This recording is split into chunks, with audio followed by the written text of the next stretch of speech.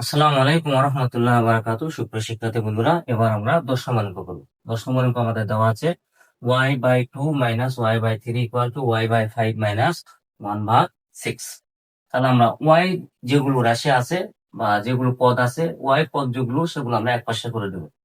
তাহলে এখান থেকে আমরা লিখতে পারি যে বা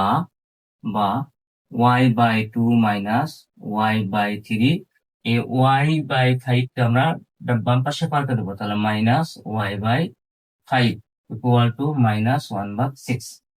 এখন আমরা লসাগু করব, 2, 3 এবং 5 এর লসাগু করবো। কত হবে? 3, 5, 15, 15 দু 30। আমরা 2 দিয়ে যদি 30 ভাগ দিই, কত যাবে? 15 বার। তাহলে 15 দিয়ে y গুণ করলে কত হবে? 15y মাইনাস, আমরা 3 দিয়ে যদি 30 ভাগ দিই, কয়বার যাবে? 10 বার। ওই 10 দিয়ে যদি y গুণ করে তাহলে কত হবে? 10y মাইনাস, 5 দিয়ে 30 ভাগ দিলে কয়বার যাবে? 6 বার। ওই 6 দিয়ে কি করবো? y গুণ করে দেবো, তাহলে কত হবে? 6y equal to minus 1/6। বা এখন আমরা কি করব? আমরা যোগ করে দেবো যে 15y মাইনাস মাইনাস 10y আর মাইনাস 6y যদি আমরা যোগ করে দিই তাহলে কত হবে? Minus 16y। 16y divided 30 equal to minus 1/6। বা এখন লক্ষ্য করো যে মাইনাস 16y থেকে আমরা মাইনাস 15y বাদ দিয়ে দেবো। তাহলে কত হবে আমাদের?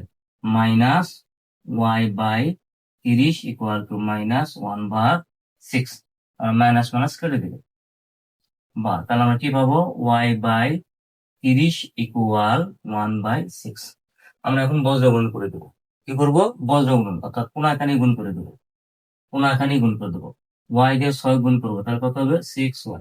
30 দিয়ে 1 গুণ করলে কত হবে? 30। বা এখান থেকে আমরা এখন y এর মানটা বের করে দেবো। তাহলে y ইকুয়াল টু কি লিখতে পারি? y equal to 30/6।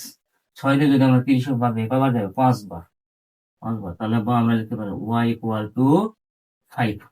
তাহলে লিখবো আমরা যে অতএব নির্ণেয় সমাধান।